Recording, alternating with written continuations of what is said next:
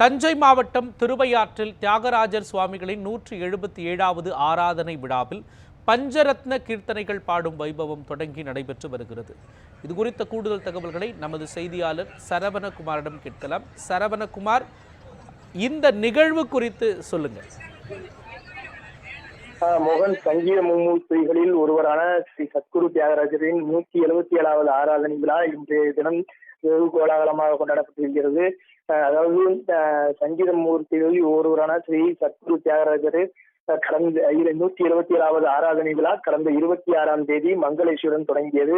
5 நாட்கள் நடைபெறும் இந்த விழாவில் இந்தியாவில் உள்ள பிரபல இசைக்கலைஞர்கள் கலந்து கொண்டு இசை அஞ்சலி செலுத்துவது வழக்கம்.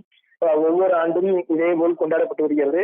விழாவின் முக்கிய நிகழ்வான பஞ்சரத்ன கீர்த்தனை இன்று காலை 9 மணிக்கு தொடங்கியது. இதில் ஆயிரக்கணக்கான இசைக்கலைஞர்கள் ஒரே நேரத்தில் ஒரே ராகத்தில் பாடி தியாகராஜருக்கு இசையஞ்சலி செலுத்தி வருகின்றனர்.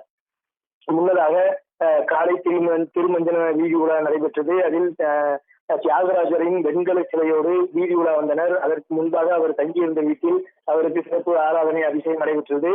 தொடர்ந்து திருவையாறில் ஏராளமான பக்தர்கள் வந்து தரிசனம் செய்து செல்கின்றனர். தற்பொழுது இந்த இசை அஞ்சலியானது தொடர்ந்து இசைக்கப்படும். இதில் கர்நாடக இசைக்கலைஞர்கள் உள்ளிட்ட பிரபலமான இசைக்கலைஞர்கள் தற்போது கலந்து கொண்டு தியாகராஜருக்கு கீர்த்தனை பாடி இசையஞ்சலி செலுத்தி வருகின்றனர். மோகன், விவரங்களையும் காட்சிகளையும் வழங்கியதற்கு நன்றி சரவணகுமார். Mama,